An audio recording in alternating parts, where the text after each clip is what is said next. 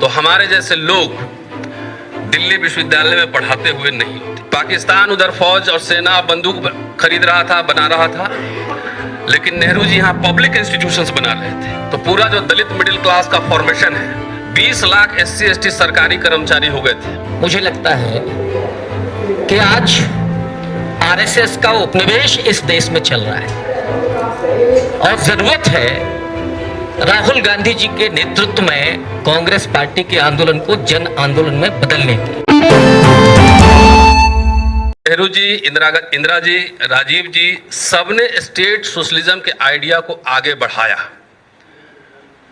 अगर वो state socialism नहीं होता तो हमारे जैसे लोग दिल्ली विश्वविद्यालय में पढ़ाते हुए नहीं होते। पाकिस्तान उधर फौज और सेना बंदूक खरीद रहा था, बना रहा था, लेकिन नेहरू जी यहाँ पब्लिक इंस्टीट्यूशंस बना रहे थे। एम्स, यूनिवर्सिटीज, स्टील प्लांट्स,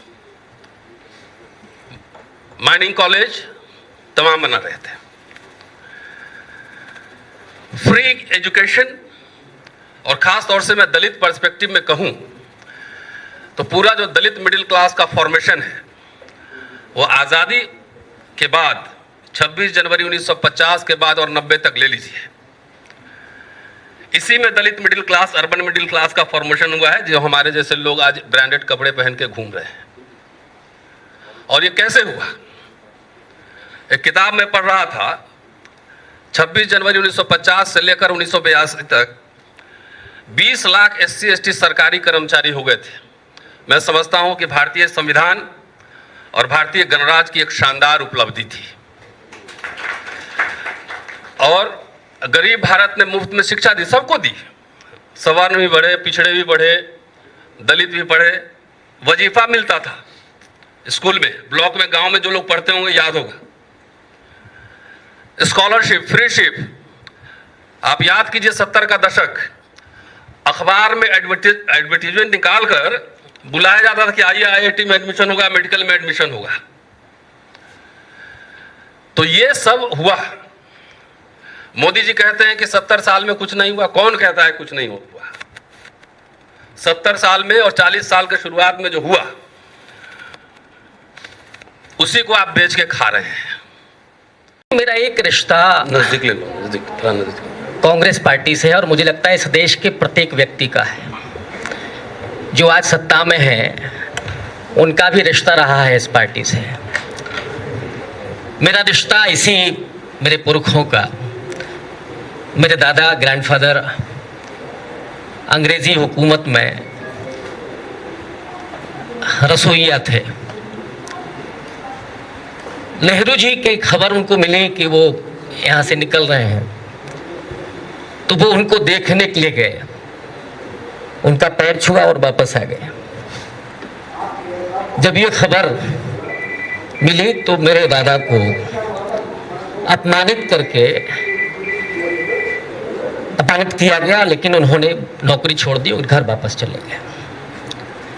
ये वो बहुत पुराना रिश्ता जिसको मेरी माँ, मेरे परिवार के लोग बताते हैं।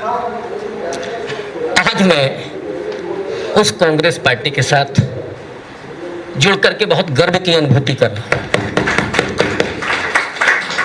जिस तरह से आजादी के आंदोलन में ब्रिटिश साम्राज्यवाद और उपनिवेशवाद के खिलाफ गांधी जी ने अफ्रीका से वापस आकर के कांग्रेस के आंदोलन को जन आंदोलन बनाया था, मुझे लगता है कि आज RSS का उपनिवेश इस देश में चल रहा है और जरूरत है राहुल गांधी जी के नेतृत्व में कांग्रेस पार्टी के आंदोलन को जन आंदोलन में बदलने की।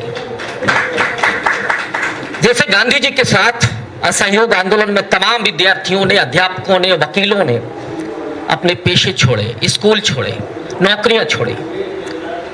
मुझे गर्व इस बात का है कि हम जिस कांग्रेस की हुकूमत में नौकरी में आए, रिजर्वेशन के जरिए पढ़ाई लिखाई की, अगर इस हिंदुत्व के RSS के उपनिवेश के खिलाफ अगर हमें उस नौकरी की भी कुर्बानी देनी पड़ेगी तो मैं साथ खड़ा रहूंगा।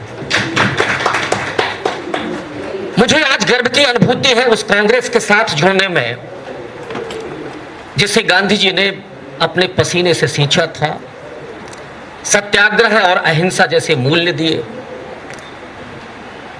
और अपनी जान की कुर्बानी दे करके इस देश की आत्मा को बचाया।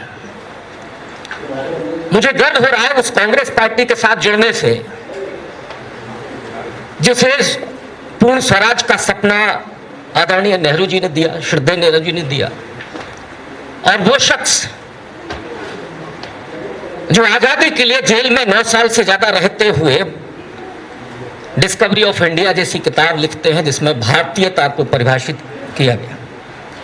क्या है भारत माता, ये नेहरू जी ने बताया। और आजादी के बाद प्रधानमंत्री रहते हुए राष्ट्रीय एकता, सामाजिक न्याय और गरीबी उन्मूलन के लिए जो उन्होंने काम किया, और काम ही नहीं किया। जो लोग नेहरू गांधी परिवार पर हमला करते हैं या तो वो नादान हैं या बदमाश हैं, वो दोनों ही हैं। क्योंकि नेहरू जी ने अपनी सारी संपत्ति इस देश के लिए दान कर दी और अपने आखिरी समय के लिए उन्होंने कहा था कि मेरे शरीर की मिट्टी को इस देश की नदियों में, इस देश की प्रकृति में मिला दिया जाए। उन नेहरू का मजाक उड़ाए बिना इस देश के प्रधानमंत्री की राजनीति नहीं चलती।